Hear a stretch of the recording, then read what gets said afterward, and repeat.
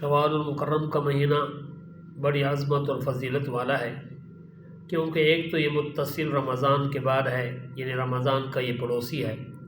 دوسری بات یہ ہے کہ اللہ رب العزت نے اسی مہینہ کے اندر لیلۃ الجائزہ کو بھی رکھا ہے، صدقۃ الفطر کو بھی رکھا ہے، یوم الجائزہ کو بھی رکھا ہے، اور عید الفطر کی نماز کو بھی رکھا ہے۔ تو یہ بہت ہی فضیلت والا مہینہ ہے، اور اس سے بڑھ کر اس مہینہ کی اور فضیلت کیا ہوگی کہ یہ حج کے مہینوں میں سے پہلا مہینہ ہے، اور اسی مہینے کے اندر اس کے 6 روزے جو نفلی روزے کہلاتے ہیں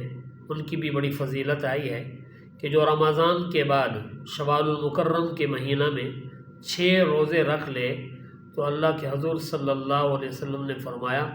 گویا کہ اس نے پورا سال روزے رکھے ہیں، کیونکہ قرآن مجید کی آیت من جاء بالحسنۃ فلہ عشر امثالھا کہ جو ایک نیکی لے کر آتا ہے اللہ ایک کے بدلے میں 10 عطا فرماتا ہے۔ تو 6 یہ اور 30 رمضان مبارک کے 36 ہوتے ہیں، تو 36 کو اگر ہم ضرب دیں 10 سے تو 360 بنتے ہیں۔ گویا کہ اس نے پورا اسلامی سال کے دنوں کے روزے رکھے ہیں۔ اللہ تعالیٰ یہ فضیلت ہم کو حاصل کرنے کی توفیق نصیب فرمائے۔